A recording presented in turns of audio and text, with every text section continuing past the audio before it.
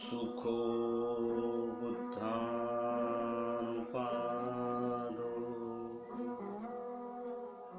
सुखा सधम्मदेशना सुखा संगससामग्गी सम्मगानं तपो सुखो। सर्वांना सविनय जय भीम। अशोकावाणी या यूट्यूब चॅनलमध्ये रायगड जिल्ह्यातील विविध तालुक्यामध्ये भारतीय बौद्ध महासभेच्या वतीनं आयोजित वर्षावास मालिकेचा कार्यक्रम सुरू असून यामध्ये रायगड दक्षिणमधील सर्व तालुक्यामध्ये वर्षावास प्रवचन मालिका संपन्न होत आहे। असताना धर्म आणि धम्म हे शब्द येतात। मग आम्ही बौद्ध धर्माचे आहोत का आम्ही बौद्ध धम्माचे आहोत? आम्ही बौद्ध धर्मीय आहोत की आम्ही बौद्ध धम्मीय आहोत? तर धर्म काय आहे ते समजणं सर्वात महत्त्वाचं आहे। धर्म म्हणजे काय की जो धारण करतो, जो धारण करतो तो धर्म आहे। आता धर्म धारण कसा केला जातो बघा, इथे टिळा लावलेला आहे लांब, हातामध्ये दोरा आहे,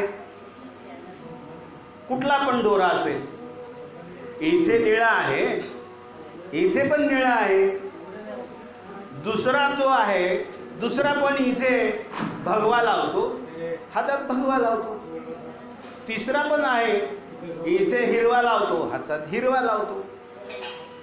हे गंध लेपन जे आहे हे धर्म आहे, आयडेंटिफिकेशन।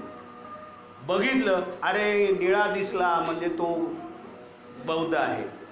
निळा रंग हा आपल्या भारतीय रिपब्लिकन पार्टी ऑफ इंडिया या झेंड्याचा निळा रंग आहे। ही गोष्ट अधोरेखित करा। निळा रंग हा भारतीय रिपब्लिकन पार्टी ऑफ इंडिया या झेंड्याचा रंग आहे, ना की आपल्या बौद्ध धम्माचा आहे।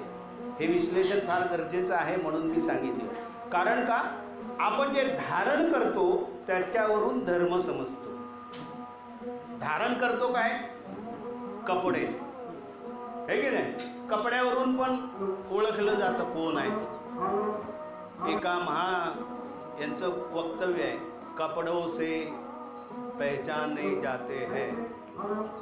म्हणजे काय? आमच्या या ठिकाणी मुले आहेत त्या आपल्या गीतातून या ठिकाणी ड्रेस कोड आहे, स्वागत गीत सादर करते। आदरणीय आमचे चंद्रकांत जाधव यशवंत भाऊ जाधव यांना सूचित करतो की त्यांनी समोर येऊन असं नसतं व्हायचं आहे। उभा टिळा लावतो कोण, गोल टिळा लावतो कोण, आमच्या या ठिकाणी मुले आहेत त्या आपल्या गीतातून या ठिकाणी स्वागत गीत सादर करते। आदरणीय आमचे चंद्रकांत जाधव यशवंत भाऊ जाधव यांना सूचित करतो की त्यांनी समोर येऊन असं नसतं व्हायचं आहे। हे आयडेंटिफिकेशन आहे, हे धारण करणे। सर्व मुली या ठिकाणी डॉक्टर बाबासाहेब आंबेडकर बहुजन म्हणतात वर्गातल्या आमच्या सर्व मुली आहेत या ठिकाणी आलेल्या मान्यवरांचं आपल्या स्वागत गीतातून या ठिकाणी ईश्वर पूजा आहे. स्वागत करणार आहे. तर कोणता ईश्वर की ज्याने तो बघितलेला नाही, तो कोणीच बघितलेला नाही. त्यानंतर माझ्या जे काही पाप झालेली आहे माझ्याकडून या जन्मी, किंवा माझ्या काही इच्छा अपूर्ण राहिल्या, त्या अपूर्ण इच्छा आत्म्याच्या रूपाने भटकतात. ही संकल्पना मांडणं किंवा मानणं म्हणजे धर्म. संकल्पना लक्षात घ्या की धर्म म्हणजे मी काहीतरी देवाला दिल्याशिवाय देव पावत नाही. ही संकल्पना म्हणजे काय? सकाळी उठल्या उठल्या उदबत्ती लावलीच पाहिजे. नाही लावली तर काय तुला कळत नाही? दरवाज्यात उदबत्ती लावायची असते. नाहीतर येतो. मला एक शिक्षक BA झालेले आले, भेटले. माझं घर बांधलेलं आहे आणि त्या नवीनच घर बांधलं होतं आणि मला ते भेटायला आले.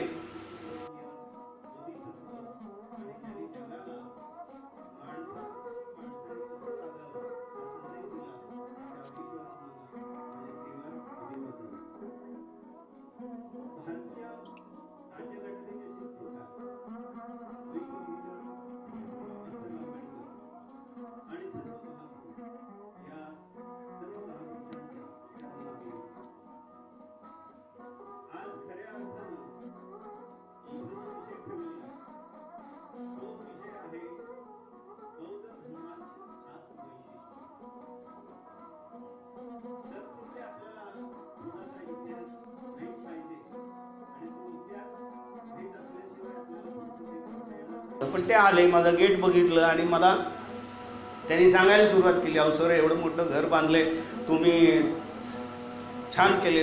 आले, बसले, चहा पाणी झालं. सर मी एक सांगू का तुम्हाला? मी बोललो काय सांगताय? नाही तुमच्या या घराला खूपच हे आहे, घर चांगलं आहे, जागा चांगली आहे, पण तुम्हाला जरा दोष आहे. मी म्हटलं काय दोष आहे? तर नाही बोलले, तुम्हाला पटणार नाही पण मी सांगतो. या दरवाजाच्या गेटच्या बाजूला दर अमावस्येला आणि पौर्णिमेला उदबत्ती लावत जा. BA झालेला शिक्षक मला हे येऊन सांगतो. ही गोष्ट लक्षात ठेवा.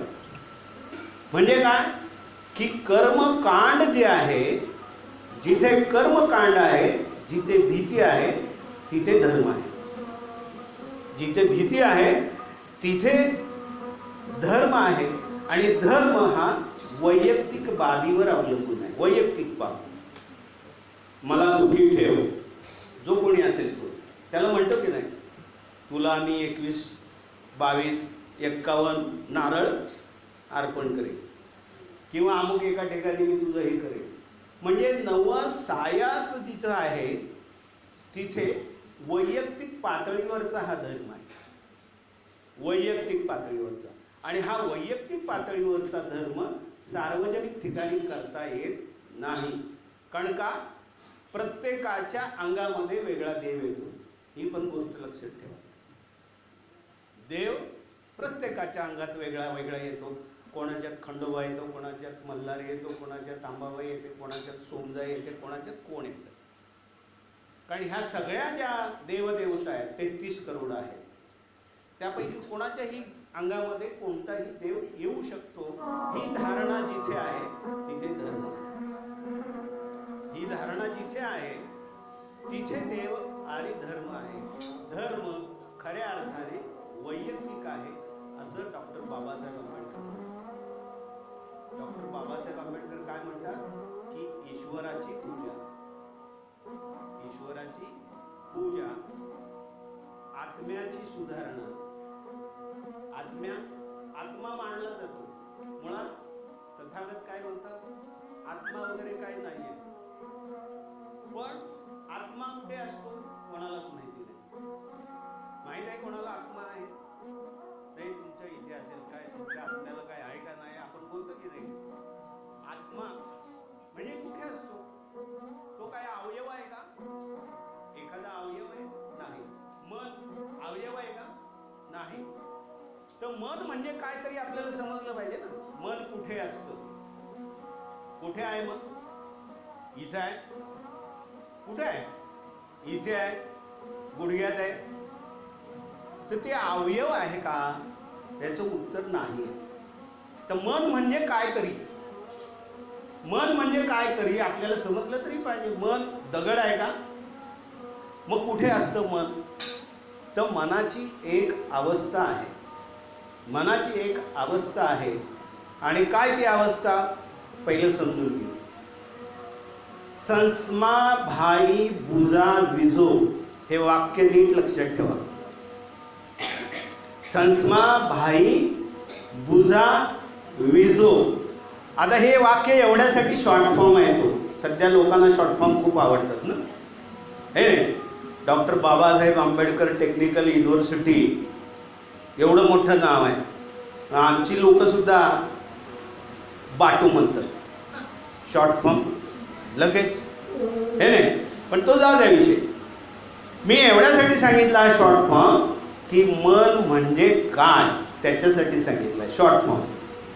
स म्हणजे संवेदना, सेन्सेशन. स म्हणजे संवेदना. स्म स्मरण. भा भावना. ई इच्छा. बघा, संस्मा भा ई बु बुद्धी. मला सांगा एकेकाने. जा जाणीव. संस्मा बाही बुजा विजो विचार. झोप झोप. आणि काय सांगितलं मी? संस्मा बाही बुजा विजो विचार.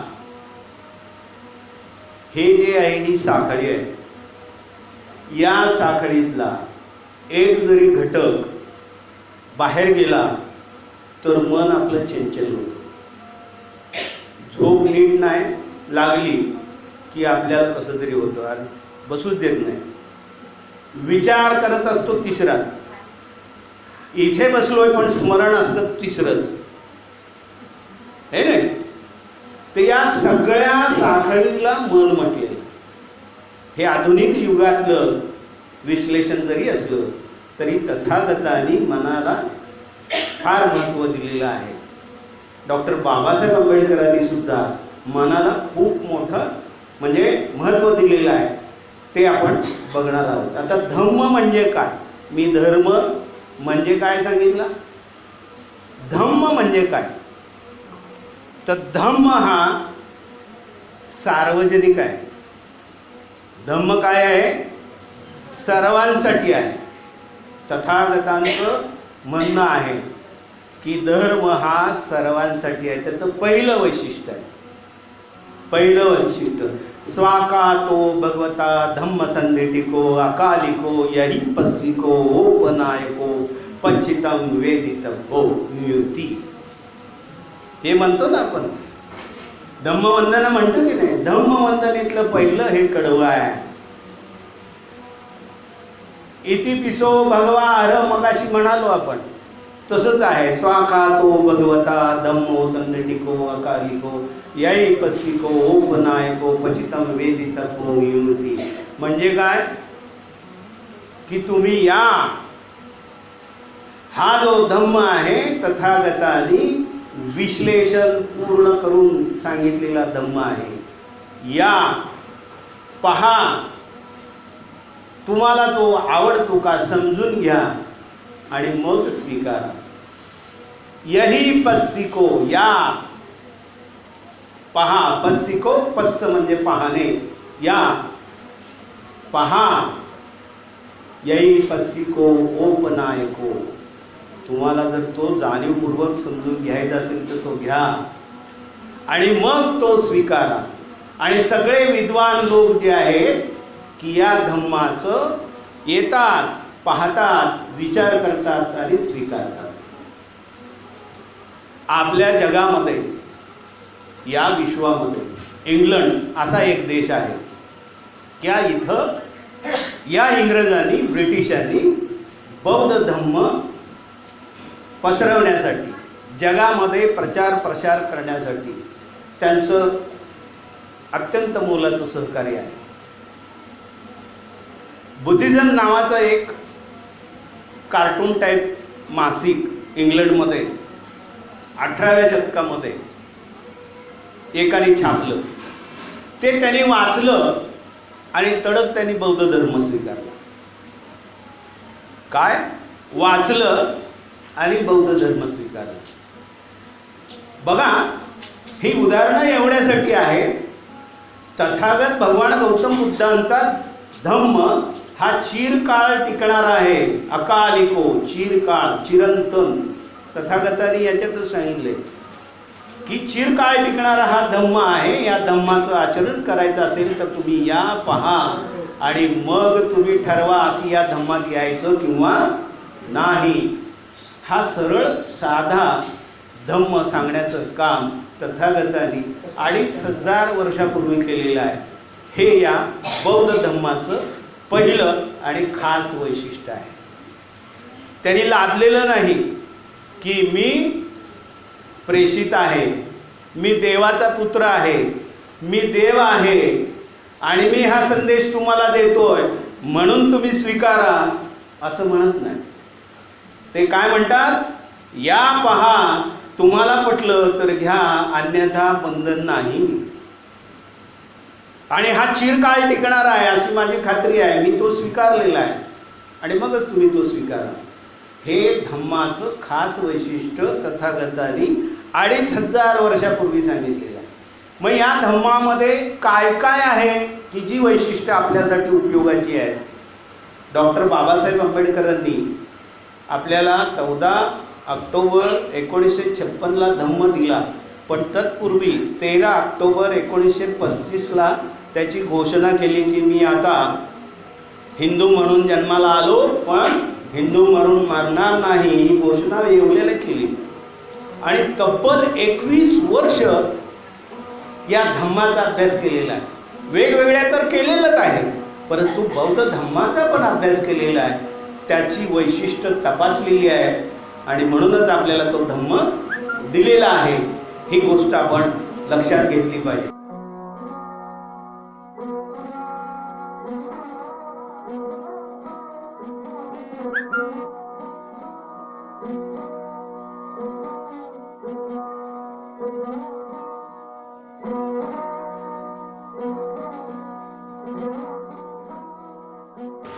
धम्माच्या आचरणाप्रमाणे आपण वागतो का? धम्म म्हणजे काय? मगाशी सांगितलं की जीवन सुचिता राखणे. म्हणजे काय? जीवनामध्ये जीवन सुचिता राखणे म्हणजे काय? सुचिता राखणे म्हणजे काय? सुचितेचा अर्थ पण आपल्याला समजला पाहिजे. म्हणजे दैनंदिन जीवनामध्ये धम्म माझ्यात असला पाहिजे, दिसला पाहिजे. तो कृतीतून दिसला पाहिजे, कायातून दिसला पाहिजे, वाचेतून दिसला पाहिजे. म्हणजे काया तुम्ही व्यवस्थित आहे पण बोलणं तुमचं वाईट असेल तर वाचेतून चालणार नाही. सुचिता राखणं याचा अर्थ काया, वाचे, मने तुम्ही धम्म आचरण केलं पाहिजे. म्हणजे जीवन सुचिता राखणे. जीवनात पूर्णता साधणे. जीवनात पूर्णता कधी येते? कधी येते? घर बांधलं, मुलांची लग्न झाली, नातवंड झाली की आता मी कुठं जायला तयार आहे? काशीत जायला तयार आहे. काही लोकांचं म्हणून नाही, काशीला जाईल म्हणतात ना, देवदर्शनाला जाईल. मग याच्या आधी देवदर्शन नको होतं का? देवाची संकल्पना वेगळी आहे. देव म्हणजे कोणी 2 हात, 4 हात, 12 हात, 18 हाताचा देव नव्हे. तर देव याची संकल्पना बुद्धांच्या धम्मामध्ये आहे. आपण म्हणतो सत्ता देव मनुष्यानं, म्हणतो ना, सत्ता देव म्हणून. सत्ता म्हणजे कोण? सत्ता म्हणजे कोण? सर्व सजीव प्राणी. सत्ता म्हणजे सर्व सजीव प्राणी. प्राणी. देव म्हणजे ते सुशिक्षित आहे, जे चांगले आहे, जे सदाचारी आहे, अशाला देवाची संकल्पना दिली आहे. ही गोष्ट लक्षात ठेवा. देव वेगळा, ईश्वर वेगळा, भगवान वेगळा, हे एकत्रित करायचं नाही कधी. देव ज्याच्याकडे सदाचार आहे, जो सद्गुणी आहे, ज्याचं आचरण चांगलं आहे, तो देव आहे. भगवान कोण आहे? कोण आहे भगवान? ज्याने राग, लोभ, द्वेष, मत्सर संपवलेला आहे तो भगवान आहे. ईश्वर नाहीच आपल्याकडे, कारण ईश्वराला प्रसन्न केल्याशिवाय तो काहीच देत नाही. आणि ईश्वर जर आपण त्याचं काही नवस फेडलाच नाही तर तो शाप देतो, हे नाही. तर आपला तो विषय नाही. साधन सुचिता जीवनामध्ये नेमकी काय पाहिजे ती आपल्याला समजली पाहिजे. तिसरा मुद्दा आहे निब्बाण प्राप्त करणे म्हणजे धम्म आहे. निब्बाण, निब्बाण म्हणजे त्याचाच मराठी अर्थ संस्कृतमध्ये झाला निर्वाण.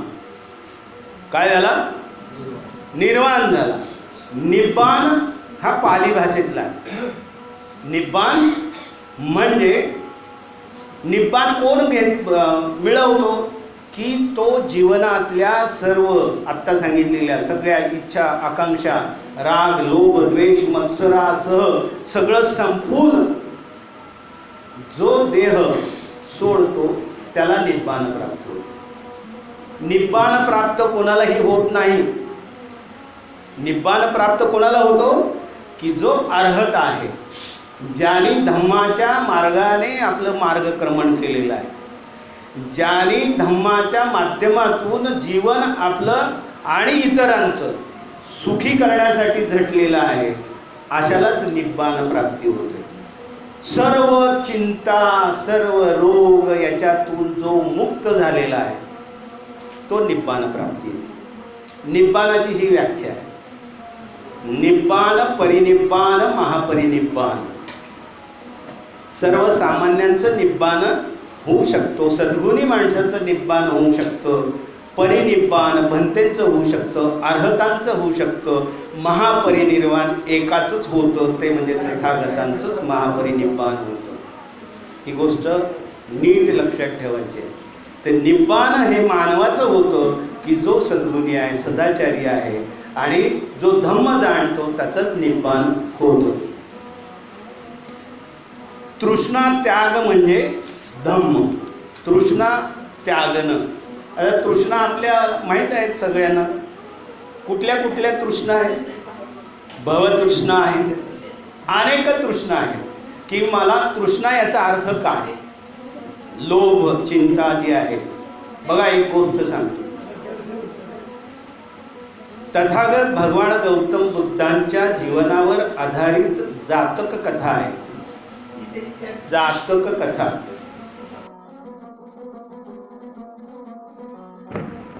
दुःखावरी गणिता मी सांगतो म्हणून नव्हे, तुम्ही स्वतः अनुभवा.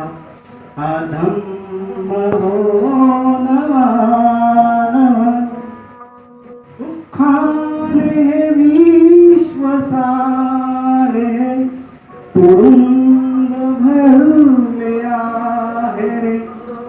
व्याधी आणि जरा मरण तुझीच वाट पाही रे. जीवन प्रवासी मानवा, विसावा शांतीचा. मी सांगतो म्हणून नव्हे, तुम्ही स्वतः अनुभवा. हा धम्म हो नवा नवा, हा धम्म शिकवितो मैत्री भावना प्रीती. सधम्माची परिणिती मिळे तयाची सुगती.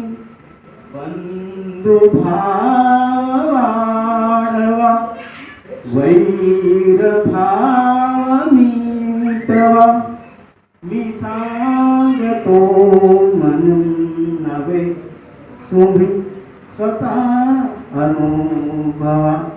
हा धम्म हो नवा नवा, मोहामुळे तृष्णेमुळे दुःखाची सर्व सजीव प्राणी देव म्हणजे ते सुशिक्षित आहे, हे जे चांगले आहे, जे सदाचारी आहे, अशाला देवाची संकल्पना दिली आहे. ही गोष्ट लक्षात ठेवा.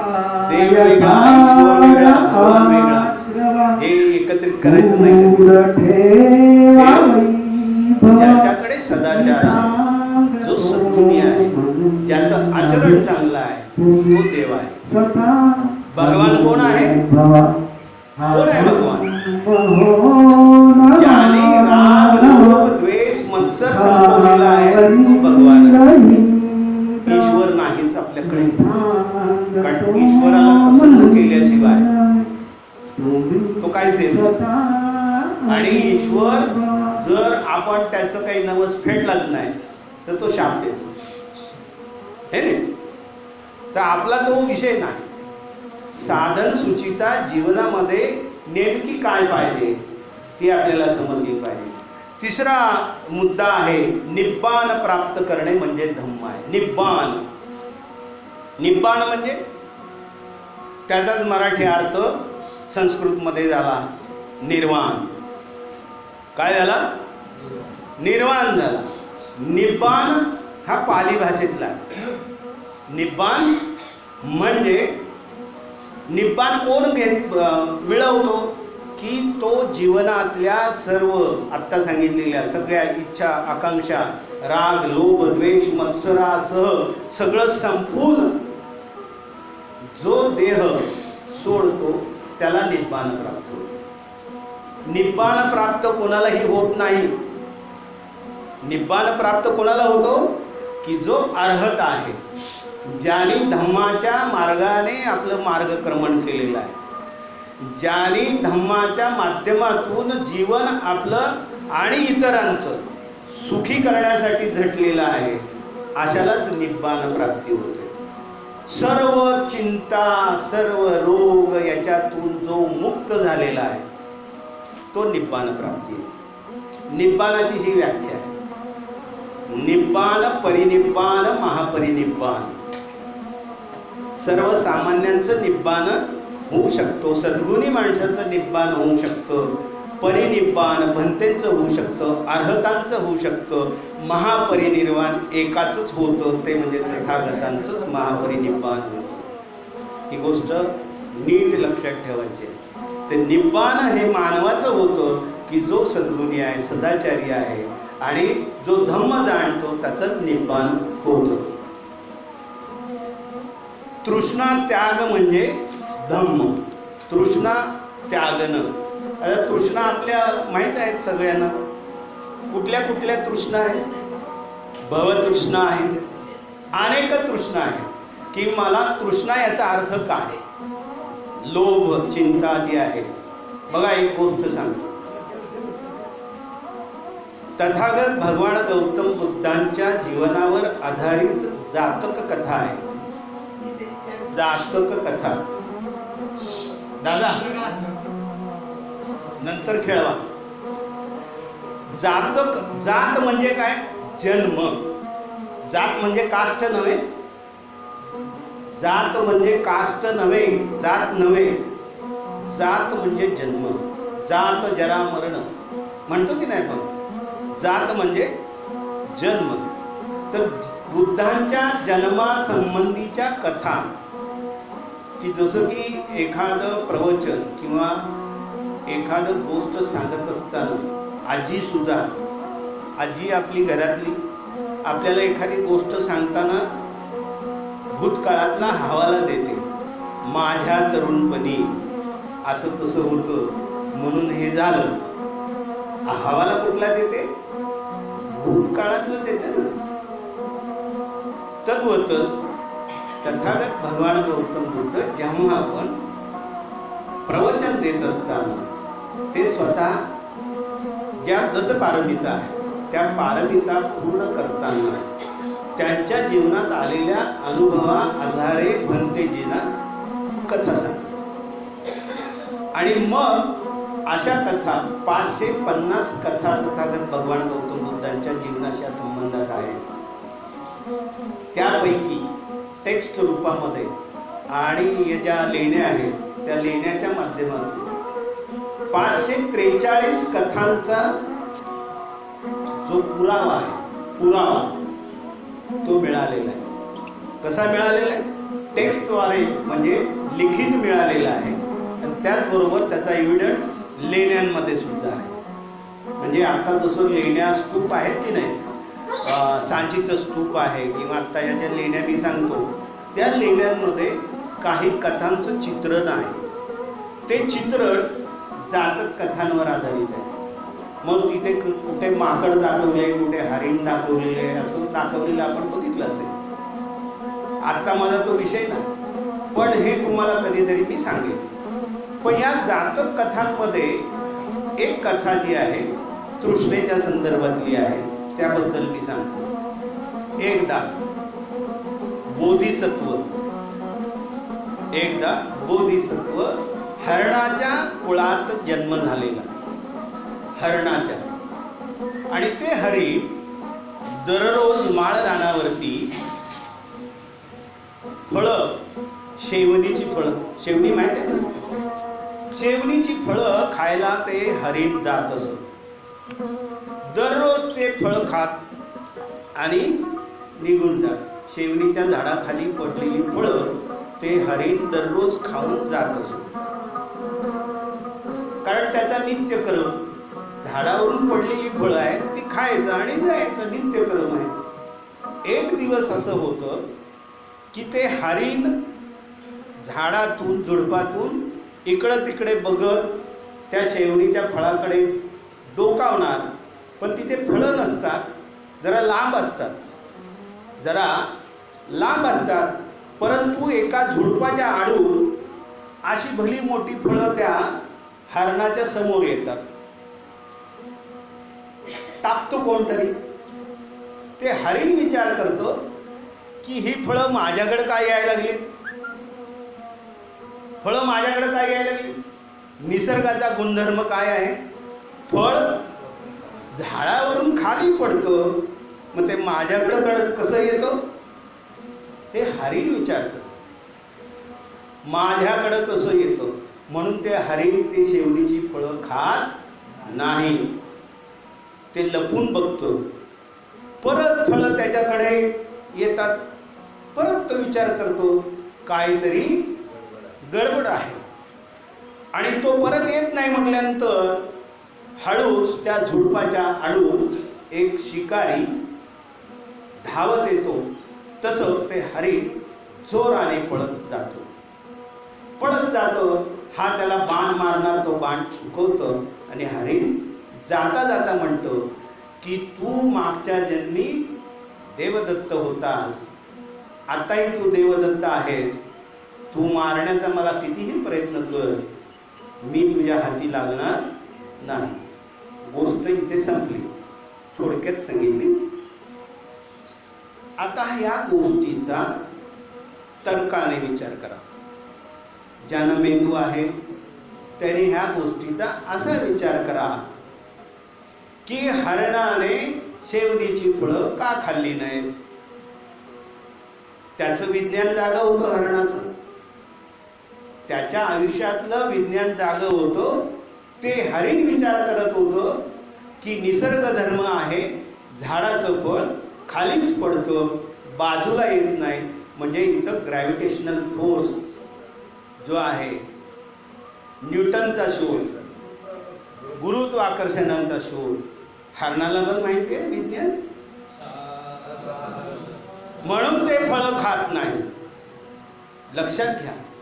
आणि मग जर मी ती फळं खाल्ली असती तृष्णेने, लोभाने, आमिषाने, तर काय झालं असतं, मी संपलो असतो. म्हणजे इथे आमिष, तृष्णा किती महत्वाची आहे, लक्षात घ्या. आणि त्या हरणाला माहिती आहे की हे आमिष आहे. आमच्याकडे आमिष भरपूर असतात, 100 रुपयात 5 साड्या, एकावर एक फ्री. है ना? आमिषच आहे ते. हे काय आहे?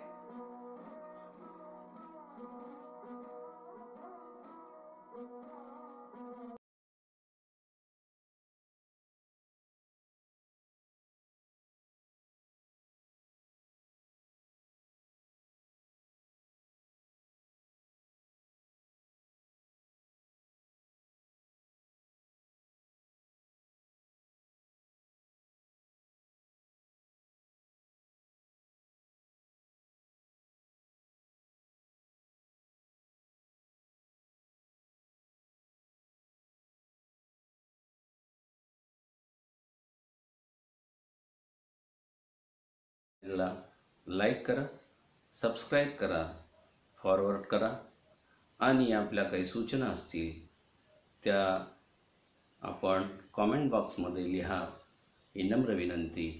जय भीम.